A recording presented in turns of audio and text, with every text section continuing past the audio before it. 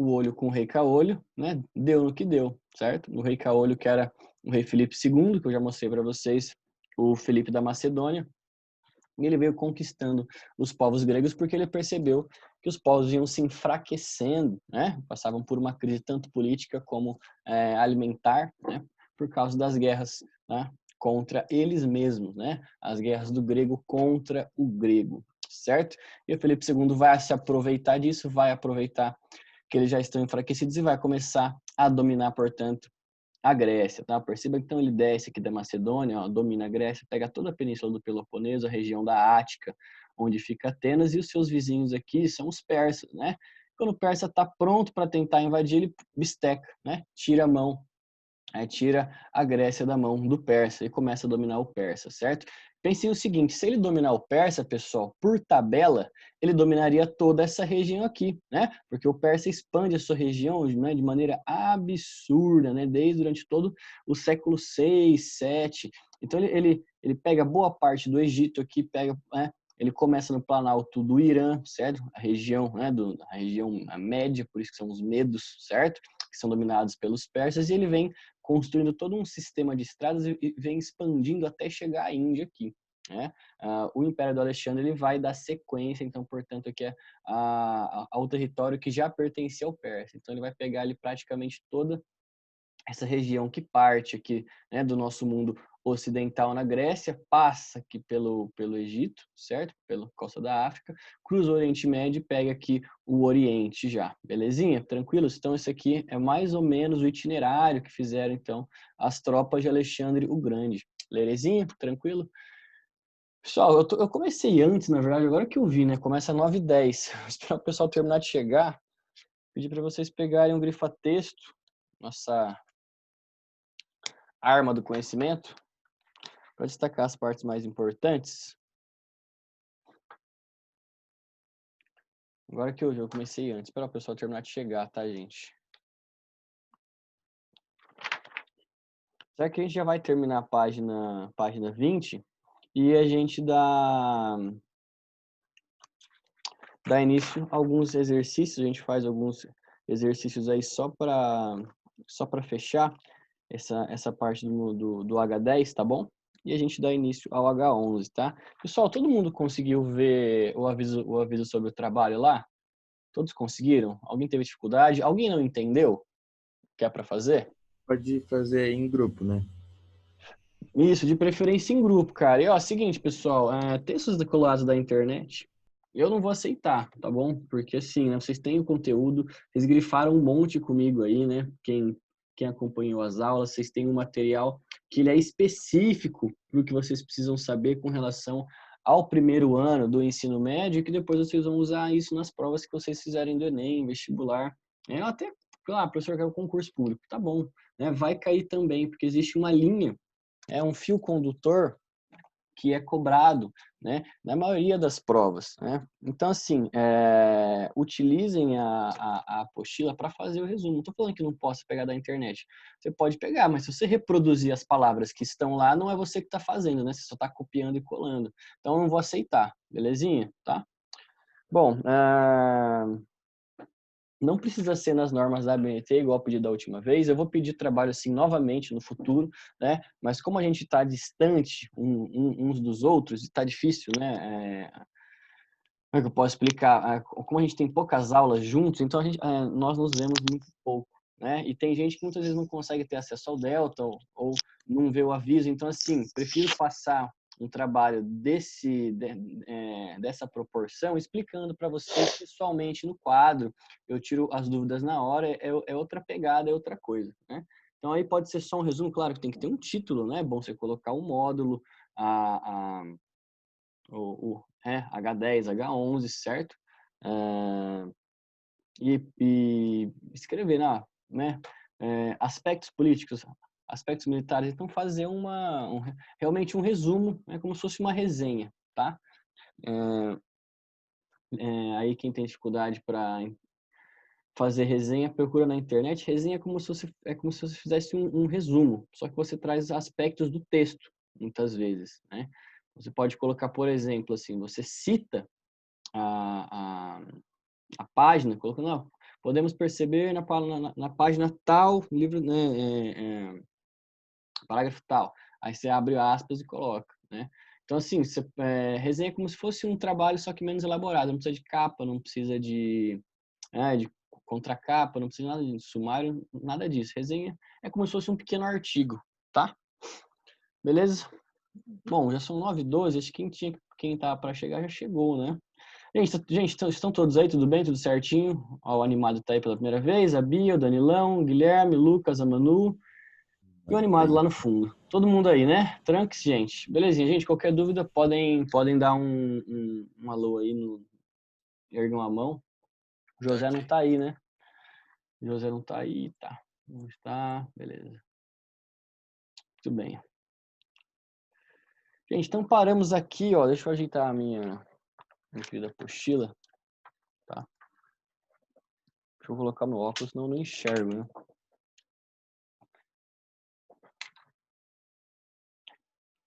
Pessoal, então página 19, o último parágrafo, ele logo abaixo desse mosaico do século I antes de Cristo, que retrata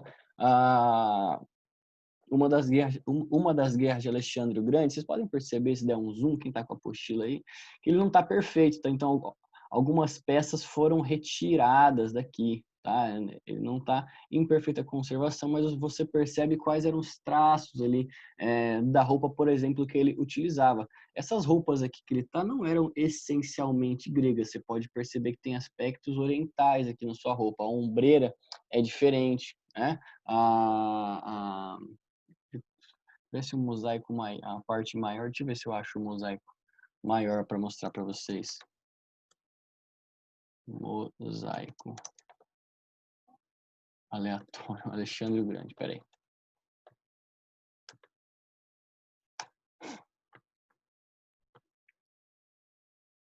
Aí, gente, pronto, ó. Ó, vocês podem ver que tá faltando boa parte aqui, na verdade, aqui do mosaico, certo? Né? Algumas peças foram retiradas, tá? Ó, você percebe o estilo das falanges macedônicas, que na verdade aqui elas já estão todas, na verdade já viram uma bagunça. Quem lembra da falange macedônica sabe, né? São várias colunas, certo? Vários degraus. Então, os da frente ficam com o escudo, com as lanças para frente, os de trás com as lanças um pouco mais inclinadas, outra camada atrás com as lanças mais para frente, e assim vai indo e eles vão avançando, né? Claro, se algum de trás ali fizer, né, tropeçar, já era, né? Acabou tudo, mas funcionava, porque essa falange, à frente dela tinha uma cavalaria, né? Ou seja, a cavalaria seria os olhos, então, da falange, ela que mostraria para onde que eles deveriam se locomover. Então, dava uma certa mobilidade, tá? Deixa eu ver aqui se eu acho. Tem um zoom maior aqui, peraí.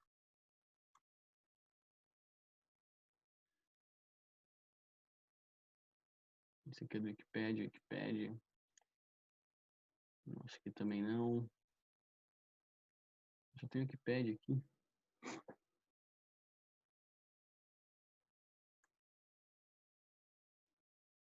Deixa eu ver se eu acho esse.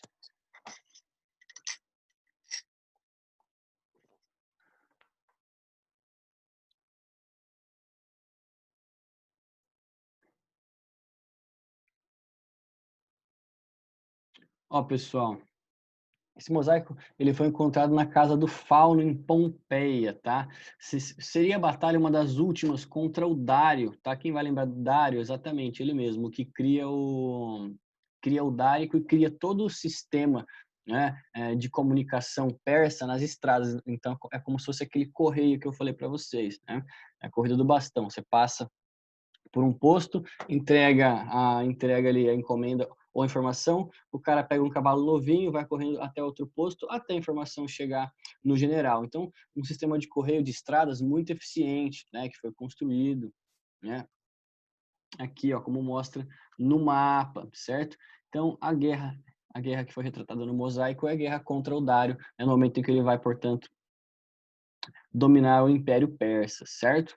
Belezinha? Tranks, gente, só para dar uma ilustrada, não ficar uma coisa muito travada, certo? Gente, seguindo então, ó, deixa eu pegar essa maravilhosa caneta aqui, né, que eu não consigo grifar muito bem. Ó, pessoal, vamos lá. Então, a Pérsia, apesar de continuar a política expansionista, pessoal, né, agora sob a liderança do Dário III, como eu falei, o Xandão da Massa, já, né, no auge ali dos seus 23 anos, ele já havia pego muitas estratégias, muito conhecimento com Aristóteles, certo? Principalmente com relação à cultura de outros povos, né? Apesar da maioria dos seus generais dizerem que ele não deveria respeitar outros povos, que ele deveria, ao contrário, subordiná-los, dominá-los, né? Alexandre dizia, não, nós devemos anexá-los a nós e deixar que eles se fundam ao meio de nós, certo? Parece até um negócio meio bíblico, né? Mas é isso. Por quê? Porque ele vai permitir, pessoal, que não só a cultura de outros povos entre, né, junto à cultura grega, mas que mais ainda, pessoal, que a cultura grega entre no Oriente, né? O helenismo é marcado por essa característica, tá? Então, a palavra-chave para entender o helenismo é isso, é o expansionismo da cultura grega no Oriente, ok? Então, gravem essa informação que vai ser muito importante para nós, tá? Vamos lá. Pessoal, então, na primavera de 334 a.C., Alexandre inicia a campanha contra a Pérsia, invade o Helesponto, tá? Que era sagrando-se vencedor, e em pouco tempo toda a Ásia Menor estava sob o seu domínio, como a gente já viu aqui no mapinha interativo, tá? Muito bem. Ele marcha sobre a Fenícia e domina, né, enquanto os exércitos de Dário batiam em retirada. Gente, a Fenícia, não dá para ver aqui, né? Na verdade, a Fenícia, ela começa onde hoje é a Síria, tá? Mas vocês viram comigo que os fenícios, eles dominam toda essa região aqui do Mediterrâneo, né? Com relação ao comércio marítimo, porque o fenício ele não consegue plantar. Lembra disso? O fenício não tem como ele praticar agricultura. Então ele vai viver, né, do comércio marítimo, vendia vidro, papel, papiro, ele tinha uma relação de clientelismo aqui com o Egito, né? O egípcio protegia ele das guerras, certo? Em troca, né, eles compravam vários produtos, esmeraldas, joias dos fenícios. Então, assim, os fenícios, quando eles são dominados, né, eles surgem aqui na região do Planalto da Síria, quando eles são dominados, né, eles praticamente não têm muito o que ser feito, porque vocês sabem que eles não têm um Estado centralizado, né? Eles viviam em cidades-estado. Então, o que facilita também a dominação por parte do Alexandre o Grande, tá? Então, vamos lá. Então, ele passa aqui, ó, enquanto os soldados do Dário batem em retirada, o Egito acaba também caindo sob o seu domínio, né? Quando ele domina o Fenício, ele automaticamente desce aqui para o Egito Antigo e também domina, tá? A civilização egípcia. Muito bem? Ó, seguindo aqui. Em 332 é fundada, pessoal, no delta do Nilo, a cidade de Alexandria, que se torna o mais importante centro comercial e cultural do Mediterrâneo. Gente, grifem essa parte que eu destaquei aqui, por quê? Porque quando ele vai para o Egito, o pessoal fica, nossa senhora, cara, que tem ouro pra caramba, vamos acabar levar tudo. Aí o Alexandre fala, opa, peraí, errou feio, errou rude, calma aí, não é bem assim. Então o que ele vai fazer? Ele vai falar, por que a gente não usa a estrutura que já está aqui, certo?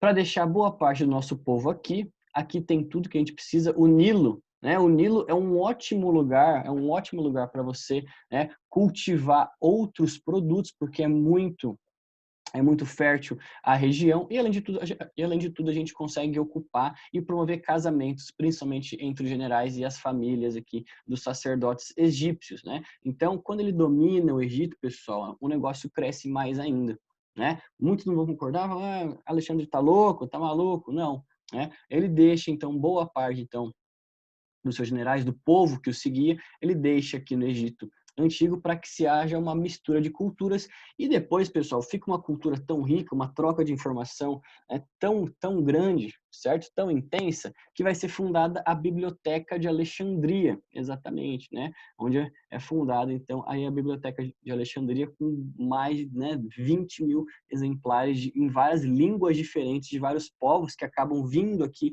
para a região do Egito, tá? Então, é um período de muita expansão cultural e desenvolvimento cultural, né? Devido ao expansionismo de Alexandre o Grande. Certinho, belezinha? Grifaram aqui?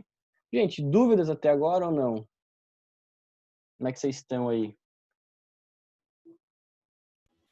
Ó, o José Voltei. entrou. Qual é a página, professor? José, a página 19, tá, meu nobre? 19, belezinha? Destaca aqui, ó, esse parágrafo que fala sobre a criação, tá? Perdão, sobre o domínio do Persa e sobre o domínio do Egito, belezinha? E a criação da cidade de Alexandria, tá? Professor, Oi. no mapa, por que tem tanto nome da cidade se tem Alexandria? Como? Não entendi, Danilo, você pode explicar? Por que tem monte de nomes da cidade Alexandria? Porque depois que... Entendi. Porque depois que ele cria aqui a capital de Alexandria, todos os outros pontos vão ser chamados de Alexandria, principalmente os pontos dos Correios. Então, sabe aqueles pontos que o Dário cria, que eram os pontos de abastecimento persa, para você pegar um cavalo, levar outro para outro lugar, e assim vai indo? Ele vai colocar de Alexandria porque são postos de abastecimento, né? Na toca que eu achei aqui, ó. Porto de Alexandria, né? Certo? Porque é a região onde eles param para abastecer. Mas nas próprias estradas, você tem aqui Alexandria de Margiana, Alexandria de Cáucaso, região de montanha, certo? Alexandria é um ponto que está em branco. Tá vendo que vocês têm as cidades que estão em preto, tá? Foi uma ótima observação, inclusive, da sua parte. Ó, temos as cidades em preto, certo? E os pontos que ele vai criar, pessoal, ele vai dar o nome de Alexandria. Por isso que eles estão em branco, ó, porque antes eles não existiam, tá? Então são os pontos de parada, de dominação, certo? De abastecimento, de acampamento, que ele vai, né, instituir durante todo o império, para ficar mais fácil, tanto como eu falei para você, a dominação como a comunicação, a administração durante todo esse império aqui. Belezinha? Tranks? Muito bem observado, Danilo. A gente faltou colocar esse aspecto no mapa. Interessante. Belezinha, gente? Tranks? Uhum. Bom, seguimos. Próxima página. Deixa eu virar a minha aqui também, tá, pessoal? Peraí.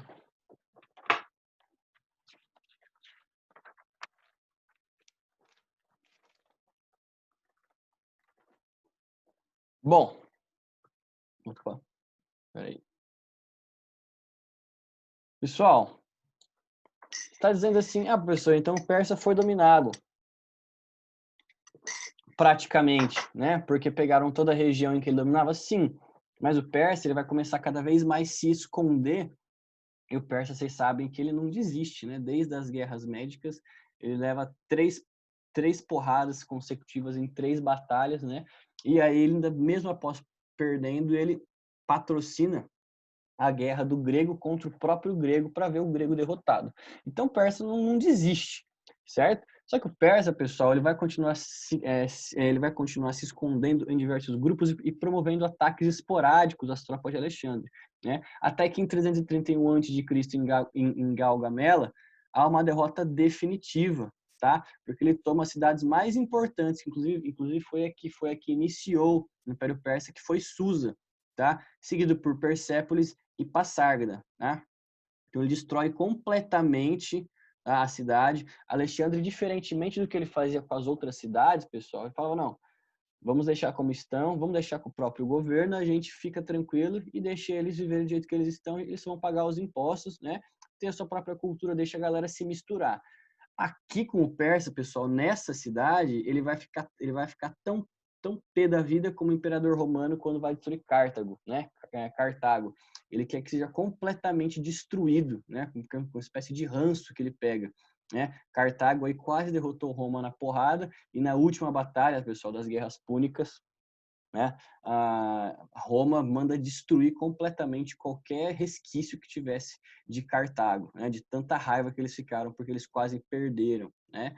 Então, muito bem. Além do que, certo, pessoal? Né? A vingança pela destruição de Atenas, tá? Então, Persépolis é completamente esmagada, beleza? Então, em 331 que a gente tem finalmente o fim, tá? De qualquer resquício, né? De resistência persa, tá? Aí a gente pode dizer que o Império de Alexandre ele se legitimou, né? Virou uma hegemonia completa nesse momento, belezinha? Tá? Bom, muito bem. O Alexandre, pessoal, ele encontra, tá, alguns tesouros enterrados muito profundamente, principalmente nessa região aqui do Império Persa, certo? Aí, quando os caras encontram esse ouro, falam, meu Deus, meu Deus, meu Deus, vamos, né? Vamos dar para os generais, vamos guardar esse ouro, né? Para o nosso imperador, certo? Para o Alexandre. O Alexandre fala, não, calma aí, negativo. Derrete tudo e coloca como moeda. Aí os caras falam, é o quê? Derrete tudo e coloca como moeda. Mas Alexandre, derrete tudo e coloca como moeda, né? Então ele coloca, pessoal, todo o ouro que é encontrado nas regiões que ele domina, ele vai derreter e vai colocar, pessoal, vai investir para os próprios povos que ele tinha dominado, para os próprios povos continuarem se desenvolvendo. É por isso que o Império dura, a maior parte do território, ele dura de maneira estável, né? Claro que você tem revoltas aqui, revoltas ali, mas não é uma fase marcada por tanta revolta, né? Por uma guerra constante, porque ele faz com que a população consiga continuar vivendo, certo? Então ele pega e derrete as moedas e com isso ele estimula o comércio, faz com que as pessoas consigam se desenvolver, principalmente na região aqui do Mediterrâneo, beleza? Então Alexandre, pessoal, por ter estudado, graças a ele ter estudado muito, ele consegue perceber, né? São aspectos da administração que ele tinha pego com Felipe II, que era o seu pai, né? Que por sua vez tinha pego isso com os gregos, porque o Felipe II, o rei Caolho, tinha ido estudar, né? Em Tebas e em outras cidades, certo? Então, muito bem. Seguindo, pessoal, onde estávamos para cima aqui, ó, muito bem. Bom, o Alexandre, pessoal, ele vai incentivar a relação entre os persas, os macedônios e os gregos, né? Então, com uma intensa troca cultural, certo? Né? Só que, gente, como eu falei para vocês, tudo que é bom dura pouco. Então, pensa o seguinte, no âmbito político, pessoal, ele vai dizer, ó, para alguns povos eu tenho o princípio da origem divina, certo? Contraria então a base ali do povo grego que diz que não, né? Você participa da política porque é seu direito, você é um cidadão, né? Mas como a maioria dos povos que ele domina, o Egito antigo, né? Os fenícios, os hebreus, os persas, certo? Boa parte toda a região da Mesopotâmia, pessoal, eram povos que acreditavam que atribuíam à política, à figura divina, perdão, ao chefe político, um caráter divino. Então, ele vai incorporar esse caráter para se legitimar no poder para os outros povos, né? Assim, a maioria dos povos não estariam contra ele. Fala, ó, né? Ele realmente tem base para governar, ele pode estar ali. Então, é isso que ele vai fazer. Nisso, ele acaba contrariando o quê, pessoal? Olha só, né? Ó, ele vai acabar contrariando a base dos gregos, que é a base da cidadania. Né? Você participa da política porque você é um cidadão, não porque você tem algum direito divino, certo? E ele vai contrariar principalmente essa base aí do grego, que não vai olhar com bons olhos, né, essa política de Alexandre de atribuir a ele mesmo uma origem, né, um caráter divino para poder governar, certo? Muito bem? Pessoal, só que vai passar o tempo passa, o tempo vai para lá, o tempo vai para cá. As elites, algumas estão descontentes, outras estão felizes, né? Porque afinal de contas o império é muito grande. Chega um momento, gente, que Alexandre vai passar por uma coisa muito complicada, né? Que chama morte, certo? Então, em 324, né, aos 33 anos, ele vai ser acometido aí. Não se sabe até hoje o que era. Eu fui pesquisar, pessoal, parece que foi tifo, uma espécie de febre, né, por causa do contato com a bactéria, não sei, com o protozoário que você pega pelo pé, pela mão, ou até comendo comida com fezes de pessoas infectadas, sabe? Claro que hoje é uma coisa muito rara, porque, claro, pessoal, tem vacina, a gente sabe da necessidade de se higienizar os alimentos, né? Mas não se sabe até hoje exatamente. Atribui-se que possa ter sido isso, né? Só que ele morre muito jovem, né? Muito jovem aí, aos 33 anos. E quando ele morre, pessoal, o pessoal tinha uma ideia dele muito boa, né? Quem não gostava tanto assim da política de Alexandre, por incrível que pareça, eram os seus próprios generais que estavam sempre com ele, que não deixavam de seguir as suas ordens, mas acabavam sempre contestando, porque eles iam daquela política de, desde o começo, expandir, mas de dominar os povos, e não de deixar eles viverem como eles quisessem, né? Não de deixar a sua cultura se misturar a deles, não de deixar ter casamento entre fenício, persa, hebreu e assírio, grego e fenício. Não, eles não tinham essa ideia que Alexandre tinha, né, de deixar a coisa acontecer, de deixar o povo se misturar, de deixar a cultura se expandir. E assim, quando o Alexandre morre, aí a treta começa entre esses próprios generais que queriam, né, tomar o poder. Né? Principalmente porque uns queriam ficar com o corpo, outros acusavam o outro deles terem matado Alexandre. Então o pessoal ficou meio tantando as ideias depois que o Alexandre morre. Tá? Ele era uma figura que, apesar de ser muito contestada entre os seus seguidores, o pessoal amava ele, certo? Então, quando ele morre, o império acaba ficando o quê? Dividido.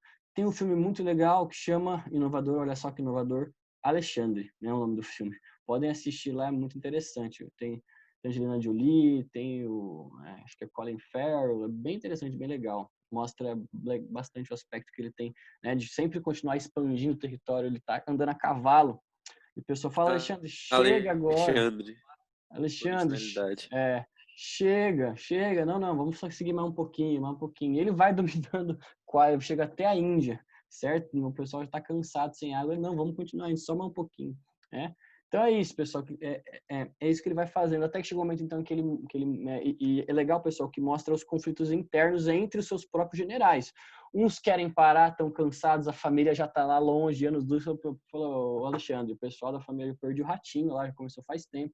É que eu vou assistir. Então, pessoal, eles já estão cansados, só que eles não conseguem deixar de seguir o Alexandre. Então, é muito legal porque mostra os conflitos internos entre ele e seus próprios generais, mostra como que o povo se manifestava quando Alexandre chegava, porque o Alexandre mostrava muito respeito, participava da festa, bebia com os caras, né? Era uma loucura, jogava corote para cima, era legal pra caramba, mostra muito bem esse contexto e mostra principalmente a parte em que ele morre, né? A parte em que ele morre, que causa todo um mistério e um clima realmente assim de conflito e de cisão dentro do próprio império, né? Então tem os sucessores deles que querem continuar e tem aqueles que falam, que acusam eles de terem matado Alexandre. É uma balbúrdia, pessoal.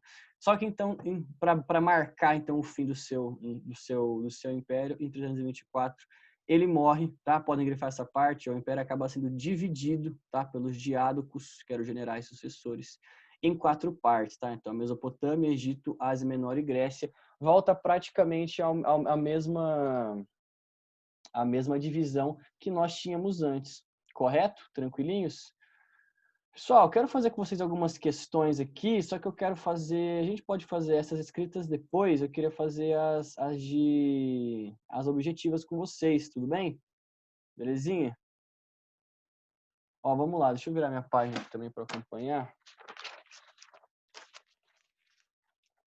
Pessoal, vamos lá, ó. UFC. Os homens comuns desaparecem com a morte. No terrível esquecimento do Hades, tornam-se anônimos, sem nome. Somente o indivíduo heróico, aceitando enfrentar a morte na flor de sua juventude, vê seu nome perpetuar-se gloriosamente, de geração em geração.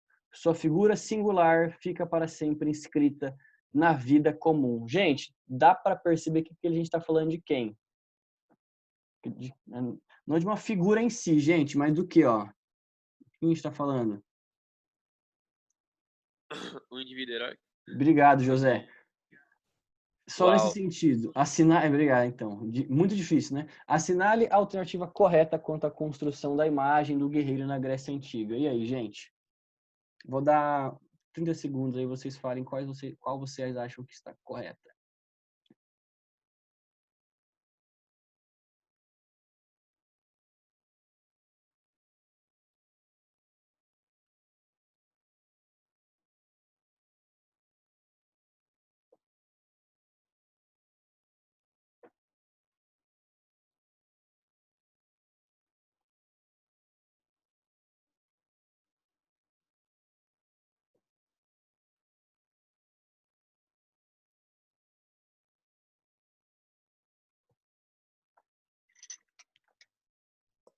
Então tá bom, coloquei D.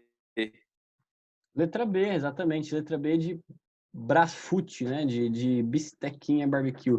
Gente, letra B é o nosso gabarito. A Ilíada e a Odisseia foram narrativas que consolidaram o ideal do guerreiro. Vamos ler as outras só para ter certeza por que está errado. As epopeias eram narrativas da vida de indivíduos comuns durante o período homérico. Gente, indivíduo comum não é a mesma coisa que um indivíduo heróico, né? Então não pode ser, né? C, a Ilíada é uma narrativa que desconstruiu a idealização do guerreiro? Não, gente, ao contrário, né? Ela fortalece o ideal do guerreiro, do herói que cumpre o seu destino, né? Muito pelo contrário. D, para os gregos a imortalidade era conquistada através das ações cotidianas, gente. A imortalidade era conquistada, não tinha essa, gente. Você morreu, você vai viver junto aos deuses. Não, ele morreu, morreu, né? Não tem o que fazer, né? O único que era imortal, pessoal, né? O único que era imortal era o Deus. O semideus, ele tinha poderes, mas ele também era mortal, tá? Né? Hércules não era imortal, certo? Tem que pensar nisso aí. Pelo amor de Deus, gente. Os únicos imortais eram os deuses. Não me vem falar que herói, que semideus é imortal. Belezinha? No seu quarto. Ô, José, vamos lá. Letra E. A morte dos deuses do Olimpo era uma forma de perpetuar a imagem dos guerreiros. Oi, desculpa, gente. Gente, todas as outras questões são absurdas, né? A única razoável é a que fala que a Ilíada e a Odisseia foram, então, as narrativas que consolidaram o ideal do guerreiro. Belezinha? Letra B é o nosso gabarito. Vamos lá. Aqui. Os instrumentos são de vários tipos. Alguns são vivos, outros inanimados. O capitão de um navio usa leme sem vida, mas homem vivo como observador, pois o trabalho no ofício é, de ponto de vista de ofício, um de seus instrumentos. Assim, qualquer parte da propriedade pode ser considerado um instrumento destinado a tornar o homem capaz de viver. E sua propriedade é a reunião desse tipo de instrumentos, incluindo escravos, e um escravo, sendo uma criatura viva como qualquer outro servo, é uma ferramenta equivalente às outras. Ele é, em si, a ferramenta para manejar as ferramentas. A escravidão era comum na Grécia Antiga, vocês já sabem disso. Em Atenas, Corinto e Mileto, quase toda a vida econômica dependia do trabalho escravo. Era frequente encontrar o escravo trabalhando na agricultura, nas oficinas de artesanato, em serviços domésticos e nas minas. O modo como os gregos encaravam a escravidão ficou registrado em textos do filósofo da época, como Aristóteles, do qual podemos aprender que o escravo era visto como letra A, ser vivo e humano antes de tudo. Letra B, instrumento de trabalho vivo e uma propriedade. Letra C, cidadão com direitos. Não, nem continua lendo. D, servo para qualquer trabalho que não podia ser vendido. Não esquece isso aqui.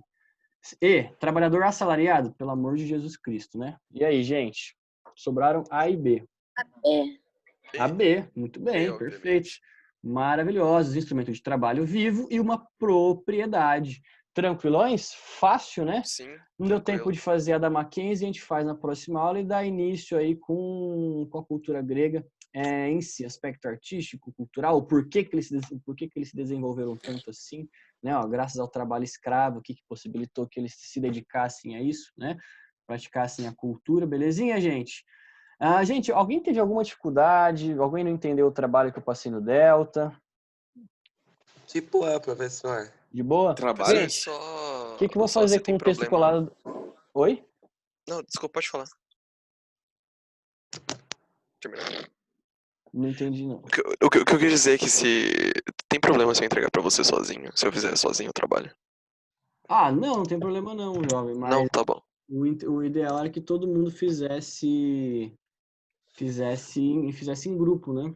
Para vocês trocarem ideias, trocarem É que eu trabalhar tô sem junto. meu celular, tô com uma certa dificuldade pra poder falar com os outros alunos. Entendi. Quem tá falando comigo? É o Lucas. Beleza, Lucas, tranquilo. Não, sem problema. Gente, só mandem no link que eu mandei lá do Forms, tá? Não manda pelo e-mail mais não, porque eu não tô conseguindo, é muita coisa no e-mail, tem um monte de aluno mandando e-mail, WhatsApp, aí eu direcionei tudo para um lugar só. Belezinha? Tranks? Professor, Oi. eu também não tenho grupo, então, tipo assim, eu posso fazer sozinho mesmo, sem problema. Pode, Como é mas... que tá? E tem que Mas- você falou pra enviar? Gente, muito bem feito, tá? E sem colar, e sem copiar texto da internet. Usem a apostila para fazer essa resenha. Belezinha? Ô, professor, como é que é para enviar mesmo, então? Certeza. Oi? Como é que é para enviar Certeza. mesmo? Gente, vocês vão no Delta, tá lá o aviso, tem um link do Google Forms. Tá, ó. Beleza. Beleza? Tem o link do Google Forms aí. Deixa eu mandar esse link aqui para vocês, peraí. Aí vocês salvem aí, encaminha para o WhatsApp, sei lá, cria um grupo com você mesmo, deixa salvo o link lá. Ó, jovens. Aqui. Ó, vocês vão colocar o nome, tá? Dos participantes e aqui vocês vão adicionar o arquivo. Beleza? Deixa eu mandar o link para vocês. Gente, vocês nunca usaram o Forms? Duvido. Ó. Ó, gente, o link é esse aí, tá? Aí vocês vão subir o arquivo aqui, ó. Vocês vão colocar o nome dos participantes e o link. Pessoal, coloquem um título, façam um título para o texto de vocês, tá? E coloquem com as suas próprias palavras o que vocês entenderam. E estão lá os aspectos que vocês devem privilegiar, né? Os políticos, econômicos, né? Os militares, certo? O que vocês entenderam, o que vocês viram aí nos módulos anteriores. Tá tudo lá no Delta, tá bom? As orientações, beleza? Nada muito impressionante não. Gente, no mínimo 10 linhas, tá? Pelo amor de Deus, senão também não dá para avaliar, né? Tranks? Gente, a gente se vê então na segunda-feira na aula de atualidades, tá? Vou postar para vocês depois a aula no YouTube, tá? As aulas que passaram aí de história e de atualidades lá no Delta. Sei que a maioria não assiste, né? Mas tem aluno que não consegue assistir ou que precisa rever para estudar, então estará sempre lá, tá bom, gente? Gente, meus amores, se cuidem, bom final de semana para vocês. Qualquer dúvida podem me chamar, não tem problema também chamar no WhatsApp, no Insta, tá? Aqui. Não se preocupem com isso, tá bom? Qualquer Falou. coisa a gente tá aí. Tchau, queridos. Bom final de semana. Você também. Tchau. Você também, professor. Valeu. Até mais, gente. Professor, peraí. Professor. Oi, fala. Olha, que sorte, tá quase encerrando. Diga. Acabar. Manda seu número no chat aqui. Eu queria falar com o senhor no privado no WhatsApp depois. Pode ser? Tem que conversar um negócio sério com o senhor. Ô, que isso, rapaz. É, sério. Aqui, ó. Responsabilidade, entendeu? 100% responsável. Mas não vai ficar mandando mensagem pra mim meia